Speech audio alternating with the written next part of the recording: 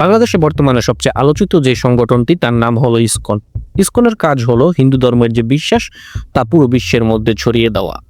বাংলাদেশে হঠাৎ করে কেন ইসকনকে নিয়ে এত আলোচনা সমালোচনা দেখা যাচ্ছে? বাংলাদেশের সংখ্যালঘুদের উপর নির্যাতনকে কেন্দ্র করে ডক্টর ইউনূস সরকার আসার পর ইসকন 8টি দাবি পেশ করে। এই দাবিগুলো হলো: 1. সংখ্যালঘুদের জন্য মন্ত্রণালয় তৈরি করা। 2.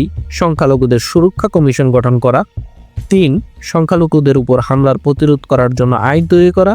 4. সংখ্যালঘুদের জন্য 10% সংসদীয় আসন রাখা। 5. হিন্দুদের কল্যাণের জন্য ট্রাস্ট এবং ফাউন্ডেশন গঠন করা। পাশাপাশি সংখ্যালঘু অন্য ধর্মের লোকদের জন্য ট্রাস্ট এবং ফাউন্ডেশন গঠন করা। 6. দেবোত্তর সম্পত্তির সঠিকভাবে সংরক্ষণ করা এবং অর্পিত সম্পত্তি প্রত্যাবর্তন করা। প্রতিটি শিক্ষা প্রতিষ্ঠানালয়ে সংখ্যালঘুদের জন্য উপাসনালয় নির্মাণ করা এবং হোস্টেলে তাদের প্রার্থনার জন্য একটি করে কক্ষ বরাদ্দ করা।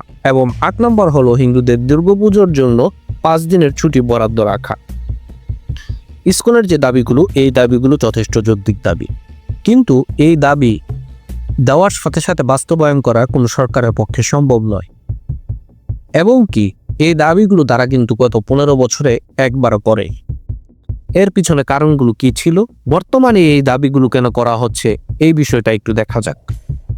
বাংলাদেশের এই নতুন সরকার ক্ষমতায় আসার পর থেকে শেখ হাসিনার সরকারের পক্ষ নিয়ে ভারত যে অবস্থান তাদের ব্যক্ত করেছে, তারা কিন্তু তাদের মিডিয়াতে বারবার সংখ্যালঘুদের উপর নির্যাতন হচ্ছে এই বিষয়টি তারা বারবার প্রকাশ্যে আনার চেষ্টা করেছে এবং এর সর্বোচ্চ সহযোগিতা করেছে ইসকন।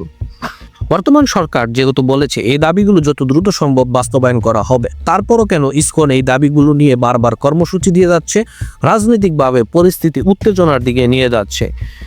এর পিছনে একটাই কারণ লক্ষ্য করা যায়, সেটা হলো ভারতের যে বিশেষ এজেন্ডা আছে তা বাস্তবায়ন করা, আওয়ামী লীগকে পুনরায় রাজনৈতিকভাবে স্থাপন করা বাংলাদেশের রাজনীতিতে।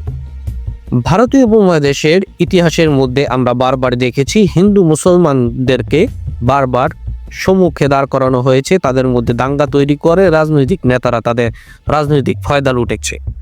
বর্তমানেও সেই একই পরিস্থিতি তৈরি করার জন্য এই ইসকনের সহযোগিতায় হিন্দুদেরকে মুসলমানদের সামনে নিয়ে আসা হচ্ছে, তাদেরকে মুসলমানদের বিরুদ্ধে দাঁড় করানোর চেষ্টা করা হচ্ছে।